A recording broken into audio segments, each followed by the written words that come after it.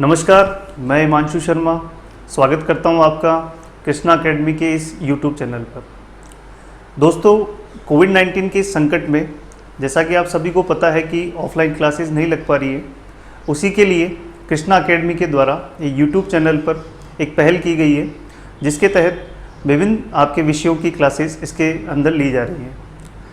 मेरे सब्जेक्ट की बात करूं उससे पहले आप सभी से मैं मेरी बात करना चाहूँगा, ताकि मैं आपसे जुड़ सकूं और आप मुझसे जुड़ सकें। तो मेरा नाम हिमांशु शर्मा है और मैं 2015 से अजमेर शहर में रीजनिंग और मैथ्स की क्लासेस रेगुलरली ले रहा हूं। जैसा कि आप देख सकते हैं कि 2015 से मैं क्लासेस ले रहा हूं और साथ ही साथ में जो सब्जेक्ट्स और जो एग्ज़ाम मैंने इसके अंदर फोकस करे हैं, उसमें आप देख सकते हैं एसएससी, बैंक, रेलवे, कांस्टेबल, पटवारी। ये आपके वो एग्ज़ाम्स हैं जो नॉन टेक्निकल एग्ज़ाम्स हैं, ठीक है जी। नॉन टेक वाले एग्ज़ाम ये हैं। साथ ही साथ में इसमें टेक्निकल एग्ज़ाम्स जैसे गेट और एसएससी, जेई, इनको भी मैं अपने कोर्स के अंदर लेता हूँ। इस YouTube चैनल के ऊपर जो अभी हम स्टडी करने वाले हैं वो मेनली फोकस होगा हमारा कांस्टेबल के ऊपर। तो ये पूरा जो सिलेबस या फिर जो क्वेश्चंस है जो डिज़ाइन किए मैंने, वो पूरे कांस्टेबल और पटवारी इन दो एग्ज़ाम्स को फोकस करके किए हैं। साथ ही साथ में जो बच्चे इन एग्ज़ाम्स की तैयारी कर रहे हैं उनको भी इसमें हेल्प मिलेगी, ठीक है जी। बात करें मेरी, तो सबसे पहले मैं आपको बताना चाहूँगा कि मैंने क्या किया है, क्योंकि देखिए ये जानना बहुत ज़रूरी है आप लोगों के लिए कि आप जिस तैयारी को कर रहे हैं उसमें आपका जो कोच है उसे आप तय करने से पहले, अगर आप एक छोटी सी वस्तु भी खरीदते हैं तो आप उसकी जांच परख करते हैं। तो अगर बात करें आपके भविष्य की, तो ये आपके भविष्य का सवाल है। तो यहाँ पर अगर आप अपने कोच का चयन करेंगे तो उसे जानने का, उसके बारे में जानने का आपको पूरा अधिकार भी है और आपका पूरा हक भी है। बात करें मेरी, तो मैंने देखिए डिप्लोमा किया है मैकेनिकल के अंदर विथ ऑनर्स, और साथ ही साथ में मैंने बीटेक किया है इन मैकेनिकल विथ ऑनर्स।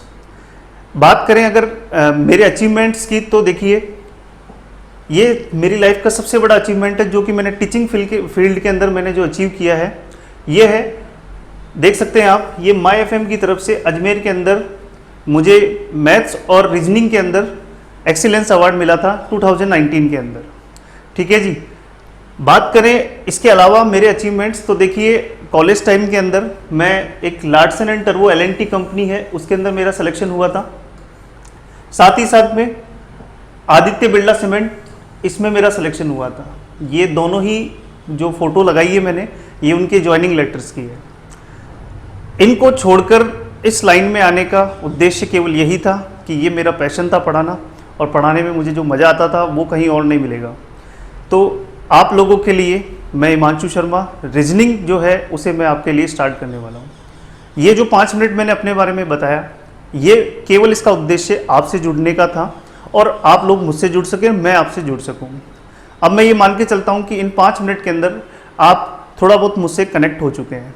अब ज़रूरत है आपको आपके विषय से कनेक्ट करने की। देखिए कई बच्चे जो हैं रीजनिंग पढ़ लेते हैं, एग्जाम में सेलेक्ट हो जाते हैं, पर उनसे एक छोटा सा सवाल पूछ लिया जाता है कि रीजनिंग क्या है, तो वो उसका जवाब ढंग से नहीं दे पाते हैं। तो हम सबसे पहले हमारे इस लेक्चर की शुरुआत रीजनिंग से ही करते हैं कि रीजनिंग क्या चीज़ है। तो देखिए बात करें हम हमारे सब्जेक्ट के बारे में, रीजनिंग, तो देखिए रीजनिंग क्या सब्जेक्ट है, बाद में इसके टाइप्स के बारे में बाद में बात करेंगे। देखिए सबसे पहले आपको जानना जरूरी है इन 2-3 सवाल के बारे में, व्हाट, रीजनिंग क्या है, ठीक है जी। दूसरी चीज जो आपको जानने की जरूरत है, वाई का मतलब आपको क्यों पढ़नी पड़ती है। और तीसरी चीज आपको जो जानने की जरूरत है कि आपको कैसे पढ़नी है, वो कैसे का जवाब आपको हाउ, वो कैसे पढ़नी है उसका जवाब आपको यहाँ पर, इन तीनों का जवाब मैं आपको स्टेप बाय स्टेप देने की कोशिश करता हूँ। सबसे पहले बात करें कि ये जो रीजनिंग शब्द है इसका मतलब क्या है। तो देखिए रीजनिंग का मतलब है आपकी तार्किक योग्यता। तार्किक योग्यता का मतलब क्या है और किस लिए सब्जेक्ट को बनाया गया है, इन दोनों ही बातों को कंबाइन करके हम लेके चलते हैं। तो देखिए जो रीजनिंग सब्जेक्ट है इसका मतलब है to check your mental ability, आपके मानसिक स्तर को जांचने के लिए जिस विषय को बनाया गया है वही है रीजनिंग। मानसिक योग्यता या फिर आपकी मानसिक आयु, इन दोनों ही शब्द के बारे में अपन डिटेल में बात करते हैं। देखिए एक वर्ड आपने जरूर सुना होगा, IQ। ये वर्ड आपने जरूर सुना होगा IQ। IQ का मतलब क्या होता है? तो देखिए IQ का मतलब होता है, यहां पर I स्टैंड करता है इंटेलिजेंस और Q स्टैंड करता है क्वालिटी। इंटेलिजेंस क्वोशिएंट, ये है इंटेलिजेंस क्वोशिएंट। Q का मतलब कई बच्चे क्वालिटी बोलते हैं, पर ये Q का मतलब होता है क्वोशिएंट। क्वोशिएंट का मतलब हिंदी में बोले तो ये होता है भागफल। अब यहां पर समझते हैं कि ये इंटेलिजेंस क्वोशिएंट यानी कि क्वोशिएंट भागफल का क्या रोल है यहां पर। तो देखिए, किसी भी व्यक्ति की दो प्रकार की आयु होती है। अगर मैं एक छोटे से एग्जांपल से आपको समझाना चाहूं तो देखिए, एक छोटा सा एग्जांपल देखिए।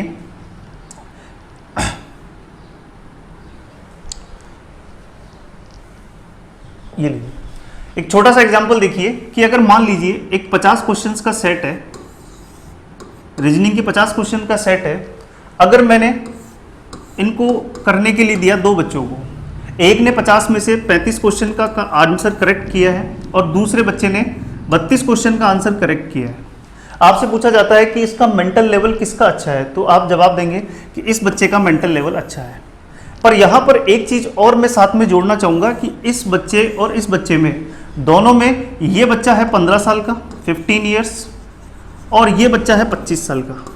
अब शायद आपका जवाब चेंज हो जाएगा कि अब अगर मैं आपसे पूछता हूँ कि कौन ज़्यादा इंटेलिजेंट है, तो शायद आप इसकी तरफ रुख करना पसंद करेंगे, क्योंकि 15 साल का बच्चा 32 क्वेश्चन सही कर रहा है, तो जब वो 25 साल की आयु को अचीव करेगा तो आप समझ सकते हैं कि वो इससे ज़्यादा क्वेश्चन ठीक कर सकता है। यहाँ पर IQ के अंदर भी इसी चीज़ को कंसिडर किया जाता है कि IQ के हिसाब से इंटेलिजेंस क्वोशिएंट, तो क्वोशिएंट के ऊपर अभी थोड़ी देर में आते हैं। पहले मैं आपको समझाता हूँ दो चीज़ें कि किसी भी व्यक्ति की दो प्रकार की आयु होती है।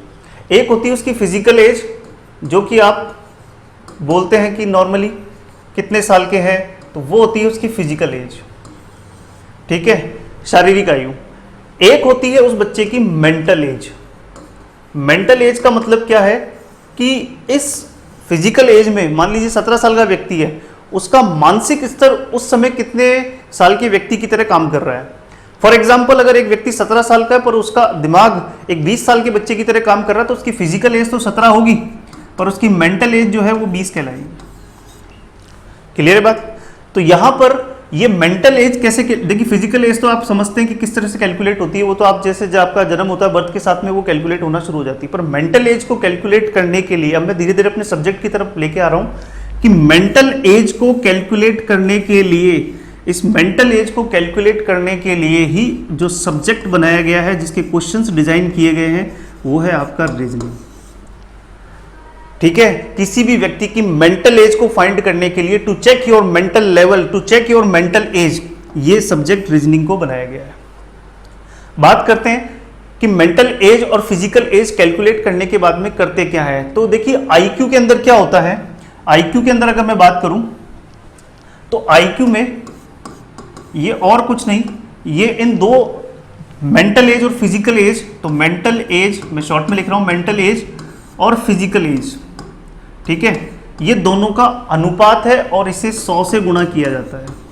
ठीक है, क्या है मेंटल एज और फिजिकल एज, इसको हिंदी में बोलते हैं बुद्धि लब्धम।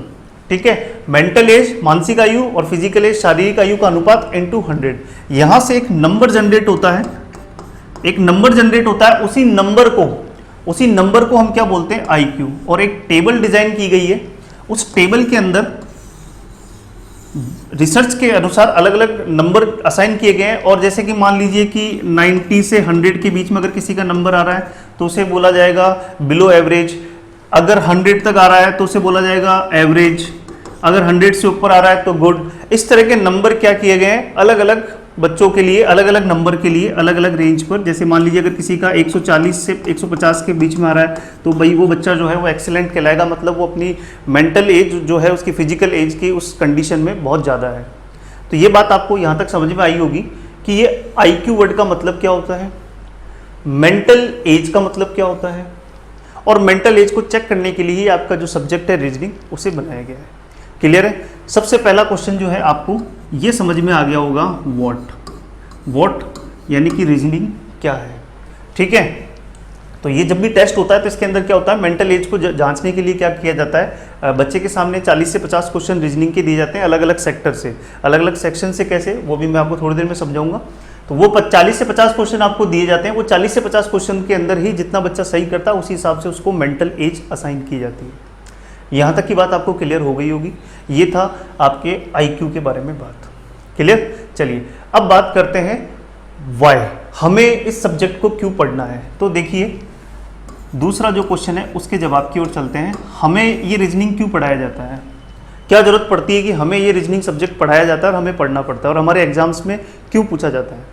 तो देखिए आप जिस भी गवर्नमेंट एग्जाम की तैयारी कर रहे हैं वहाँ पर सबसे पहली जो आवश्यकता है वो ये कि जिस भी बच्चे को हम सेलेक्ट कर रहे हैं, जो गवर्नमेंट एग्जाम वाले जो हैं जिस भी बच्चे को सेलेक्ट कर रहे हैं, तो उनकी सबसे पहला जो उनकी रिक्वायरमेंट है वो ये है कि जिस भी बच्चे को हम सेलेक्ट करें उसका मेंटल लेवल इतना हो कि जो चीज़ें हम उसे सिखाएं वो कम समय में उसे सीख सके, साथ ही साथ जरूरत पड़ने पर उसे सही तरह से इस्तेमाल कर सके, और जब भी कोई समस्या सामने आए तो उसके जितने भी निवारण संभव हैं, जितने भी पॉसिबिलिटीज संभव हैं, वहाँ पर जितने भी अगर आप उसको सॉल्व करने के तरीके संभव है तो वो सारे तरीके आपके सामने आपके दिमाग में आने चाहिए। जैसे एक एग्जांपल आपको समझाता हूँ यहाँ पर कि आपको जो सिटिंग अरेंजमेंट पढ़ाया जाता है या पजल टेस्ट पढ़ाए जाते हैं तो वहाँ पर जो पॉसिबिलिटीज़ बनती है, संभावनाएँ बनती है, वो संभावनाएँ बनती है वो इसी को आप लिंक कर सकते हो कि ये चीज़ आपको वहाँ पर ये सिखाने के लिए बनाया गया है कि अगर आपके सामने कोई समस्या आती है तो आप उस समय सारी पॉसिबिलिटीज़ जितने निवारण संभव है वो सब आपके सामने आ सकें, और साथ ही साथ जो ऑप्टिमम है यानी कि जिसमें सबसे अधिक आपको लाभ मिलेगा वो आप उसका चयन कर सकें। ये बच्चे में कैपेबिलिटी है या नहीं है, इसी को जांचने के लिए ये रीजनिंग सब्जेक्ट बनाया गया है। तो आप देख सकते हैं कि आप छोटे से लेकर बड़ा एग्जाम कोई भी देखेंगे उसमें आपको रीजनिंग सब्जेक्ट जरूर देखने को मिलेगा। एक बार आपका शायद आपका मैथ्स ना आए पर आपका रीजनिंग सब्जेक्ट आपको जरूर देखने को मिलेगा, क्योंकि एक बच्चे का मेंटल लेवल जांचना बहुत ज़रूरी है कि उस बच्चे का मेंटल लेवल कैसा है। यहाँ तक की बात आपको क्लियर हो गई होगी। तो आप अब 2 सवाल का जवाब बहुत अच्छे से दे सकते हैं कि रीजनिंग क्या है, रीजनिंग क्यों आपके एग्जाम में आती है, ये 2 चीज़ें आपके समझ में आ गई होगी। तीसरी चीज़ कि आपका रीजनिंग जो है, रीजनिंग सब्जेक्ट आपके मेंटल लेवल को चेक कैसे करता है, तो उसी के ऊपर चलते हैं। रीजनिंग के जो अपन क्लासिफिकेशन है उसके अंदर चलते हैं। तो देखिए बात करें रीजनिंग की तो रीजनिंग को 3 तरह से डिवाइड किया गया है। ये लीजिए, रीजनिंग को 3 तरह से डिवाइड किया गया है, वर्बल रीजनिंग, नॉन वर्बल और लॉजिकल। इसी के पीछे छुपा हुआ है इसका राज कि आपके मेंटल लेवल को कैसे चेक किया जाता है। किसी भी बच्चे का मेंटल लेवल 3 तरह से चेक किया जा सकता है। 3 तरह में से पहला तरीका क्या है? पहला तरीका यह है कि किसी भी बात को सुनकर या पढ़कर बच्चा किस तरह से रिस्पॉन्ड करता है, ये चीज़ जांचना जरूरी है। साथ ही साथ दूसरी चीज़ जांचना जरूरी है कि मेरे द्वारा की गई क्रियाओं को, मेरे द्वारा किए गए एक्शंस को देखकर आप ये अंदाजा लगा सकें कि मेरे दिमाग में क्या चल रहा है। एक छोटे से एग्जांपल से मैं इस बात को क्लियर करना चाहूँगा। जैसे कि अगर मैं नंबर लिखता हूँ फॉर एग्जांपल 1, 4, 9, 16, 25, अब मैं बोलूँगा कुछ नहीं पर आपको समझ में आ गया होगा कि मेरे दिमाग में क्या चल रहा है। मेरे दिमाग में आप उसको आराम से क्लिक कर सकते हो कि मेरे दिमाग में स्क्वायर्स के बारे में बात चल रही है। मैंने कुछ नहीं बोला पर आप समझ गए कैसे कि मेरे द्वारा किए गए एक्शंस को देखकर आप समझ गए कि मेरे दिमाग में क्या चल रहा है।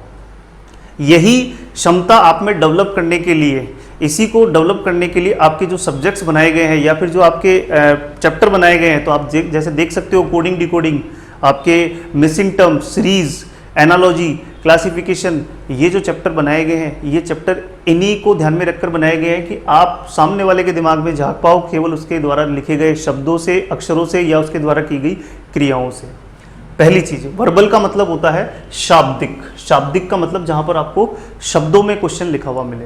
क्लियर है? बात करें नॉन वर्बल की, मैं इनके क्लासिफिकेशन पे और डिटेल में बात करता हूं, पहले इनके बारे में बता देता हूं। नॉन वर्बल का मतलब अशाब्दिक, जहां पर आपको शब्दों में नहीं, आपको चित्रों में आपको क्वेश्चन देखने को मिलेगा। और फिर बात आएगी लॉजिकल। लॉजिकल में जहां पर आप अपना क्या करोगे, तर्क वितर्क करोगे। डिटेल में बात करते हैं इसके बारे में। पहले मैं आपको लेके चलता हूं वर्बल रीजनिंग की ओर। तो देखिए वर्बल रीजनिंग की ओर चलते हैं। वर्बल रीजनिंग के अंदर जैसा कि मैंने आपको बताया कि वर्बल रीजनिंग में ये जो सेक्शन है ये आपका क्या चेक करने के लिए बनाया गया है कि आप सामने वाले के दिमाग में झांक सकते हो या नहीं, कि उसके दिमाग में क्या चल रहा है उसके द्वारा लिखे गए शब्दों, अक्षरों को देखकर।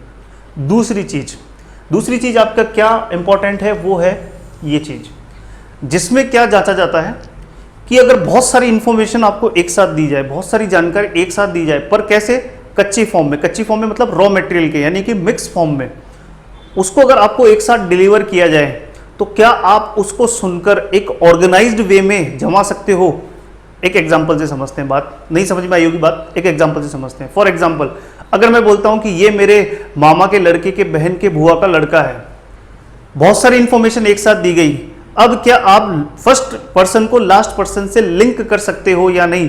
यही क्षमता जांचने के लिए बनाए गए हैं ये चैप्टर्स, जहां पर आप देख सकते हो कि बहुत सारी इंफॉर्मेशन एक साथ दी जाती है डायरेक्शन में, पहले दाएं गया, बाएं गया, ऊपर गया, नीचे गया, फिर 270 डिग्री घुमा, फिर 180 डिग्री घुमा, अंत में वे किस दिशा में है। बहुत सारी इंफॉर्मेशन एक साथ दी गई, आप उसे ऑर्गेनाइज्ड वे में जमा पाते हो या नहीं? Direction, ranking test, sitting arrangement, puzzle test, blood relation, ये जो 4 से 5 चैप्टर हैं, ये इन्हीं को ध्यान में रखकर बनाए गए हैं कि बहुत सारी इंफॉर्मेशन से आप किस तरह से डील कर पाते हो।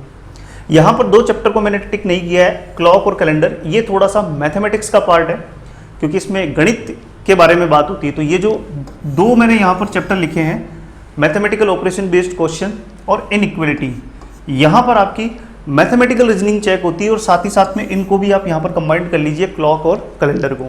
तो ये जो 4 चैप्टर है, यहाँ पर आपको आपकी मैथमेटिकल रीजनिंग, आपकी गणित में कितना दिमाग चलता है, कितना मेंटल लेवल है, उन्हीं को चेक करने के लिए बनाया गया है। ठीक है, मैथमेटिकल ऑपरेशंस में आप देख सकते हो आप इस तरह के साइंस के बारे में आप स्टडी करोगे। ठीक है, और इनइक्वालिटी और ये मैथमेटिकल ऑपरेशन दोनों कंबाइंड चलेंगे, और इस तरह के साइंस के बारे में आप डिस्कशन करेंगे। ये होंगे आपके अर्थमेटिक वाले, और ये होंगे आपके लॉजिकल साइंस। तो लॉजिकल साइंस के लिए आप पढ़ोगे इनइक्वालिटी, और अर्थमेटिकल वाले साइंस के लिए पढ़ोगे आप मैथमेटिकल ऑपरेशंस, जिन्हें आप बोलते हो, जैसे आपके कंप्यूटर में एक यूनिट होती है ALU, arithmetic and logical unit. Arithmetic in science को डील करने के लिए और लॉजिकल इन साइंस को डील करने के लिए। क्लियर है बात? ये था आपका वर्बल रीजनिंग। वर्बल मतलब जहां पर क्वेश्चन आपको कैसे मिलेगा, शब्दों की फॉर्म में मिलेगा। यहां पर 2 चीजें मैंने आपकी जांच ली है रीजनिंग के माध्यम से। एक तो ये कि मेरे द्वारा लिखे गए एक्शन या मेरे द्वारा किए गए एक्शंस को देखकर आप मेरे दिमाग में झांक सको। दूसरी चीज क्या जांच ली गई है, वो ये कि बहुत सारी इंफॉर्मेशन अगर आपको एक साथ दी जाए तो आप उसे ऑर्गेनाइज्ड वे में जमा सकते हो या नहीं। तीसरी चीज आपकी क्या जांच ली है कि आपका मैथमेटिकल रीजनिंग कैसा है। रीजनिंग यहीं पर खत्म नहीं होती है, या फिर आपका मेंटल लेवल यहाँ पर ही खत्म नहीं होता है। 2-3 चीजें और हैं जो जांचना जरूरी है, वो ये कि अगर आपके सामने शब्दों की फॉर्म में क्वेश्चन ना हो, या शब्दों के फॉर्म में आपको इन्फॉर्मेशन ना देकर चित्रों की फॉर्म में अगर आपको दी जाए, तो वहाँ पर आपका दिमाग कैसा रिस्पॉन्ड करता है, ये भी जांचना जरूरी है। ये भी आपके मेंटल लेवल के अंतर्गत आता है। इसी को जांचने के लिए जो अगला हिस्सा बनाया रीजनिंग का, वो है आपका नॉन वर्बल रीजनिंग, अशाब्दिक, जहाँ पर शब्दों की फॉर्म में नहीं, चित्रों की फॉर्म में आपको क्वेश्चन मिलेगा। तो यहाँ पर आप देख सकते हो cube, dice, counting of figures, find embedded figure, diagram completion, Hindi में भी बोल देता हूँ, घनघनाभ, पासा, चित्रों की गणना, छुपी हुई आकृति को ढूंढना, चित्रों को पूर्ण करना, वाटर इमेज, मिरर इमेज, जल प्रतिबिंब और दर्पण प्रतिबिंब। ये जो चैप्टर बनाए गए हैं, ये आपके उस मेंटल लेवल को चेक करने के लिए बनाए गए हैं कि आप डायग्राम को देखकर, यानी कि चित्रों को देखकर कैसा रिस्पॉन्ड करते हो। इसी को जांचने के लिए ये दूसरा हिस्सा नॉन वर्बल रीजनिंग बनाया गया है। देखिए, यहाँ तक आपकी 4 चीज़ें चेक हो गई है। अब ये जांचना जरूरी है कि आपका मेंटल लेवल क्या इतना डेवलप्ड है या इतना विकसित है कि किसी भी बात में या कोई भी कंडीशन है तो वहाँ पर अपनी बात को सही या गलत साबित करने के लिए आप तर्क और वितर्क कितना ढंग से पेश कर सकते हो। क्योंकि बात सारी वहीं पर आ जाती है कि कोई भी चीज़, अगर कहीं भी कोई भी मीटिंग है तो उस मीटिंग में अपनी बात को आप कितना ढंग से प्रेजेंट करते हो, वही चीज़ आपका सबसे इंपॉर्टेंट पार्ट होता है। इसी को जांचने के लिए, क्योंकि देखिए बात करें रीजनिंग की, तो रीजनिंग मैंने आपको जैसा कि बताया कि छोटे से लेकर बड़े एग्जाम तक सभी में आती है। इसमें कुछ एग्जाम्स ऐसे भी होते हैं जहाँ पर व्यक्ति को पब्लिक डीलिंग का मतलब लोगों से डील करना होता है। अब जब लोगों से डील करने की बात आती है तो वहाँ पर आदमी में, उस व्यक्ति में ये गुण होना आवश्यक है कि वो लोगों से किस तरह से डील करता है, अपनी बात को किस तरह से कहता है, किस तरह से लोगों की बात को सुनता है, समझता है। ये सब जांचने के लिए ही रीजनिंग का जो तीसरा सेक्शन है, जिसे हम बोलते हैं लॉजिकल रीजनिंग, ये बनाया गया है।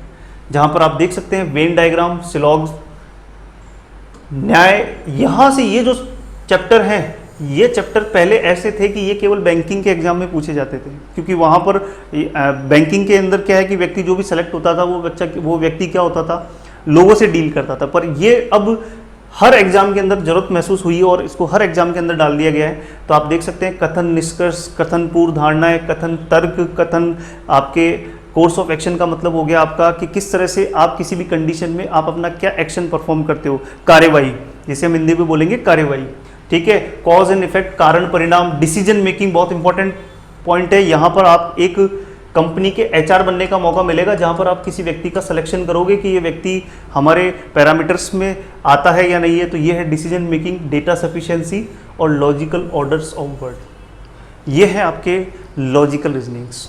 लॉजिकल रीजनिंग के अंदर ये चैप्टर्स हैं। तो ये थे आपके 3 पार्ट रीजनिंग के अंदर। यहाँ तक आपको 3 क्वेश्चन का आंसर बहुत अच्छे से समझ में आ गया होगा। व्हाट यानी रीजनिंग क्या है, व्हाई कि हमें क्यों पढ़नी है, और हाउ कैसे पढ़नी है। ये 3 क्वेश्चंस का आंसर देने की मैंने आपको कोशिश करी है। साथ ही साथ मेरे बारे में मैंने थोड़ा बहुत आपको बताने की कोशिश करी है। इन दोनों का उद्देश्य मात्र इतना सा है कि आप मेरे से जुड़ सकें और मैं आपसे जुड़ सकूं, ताकि जब हम अपना चैप्टर शुरू करें तो हम एक दूसरे से कनेक्ट रहें और मेरी बात को आप आसानी से समझ पाएँ और आपकी बात को मैं बिना सुने या आपके कमेंट को पढ़कर ही मैं समझ जाऊं कि आप क्या कहना चाह रहे हो। ये चीज़ हमने डेवलप करने की इस सेशन के अंदर कोशिश करी है। आई होप आपको ये बात समझ में आई होगी।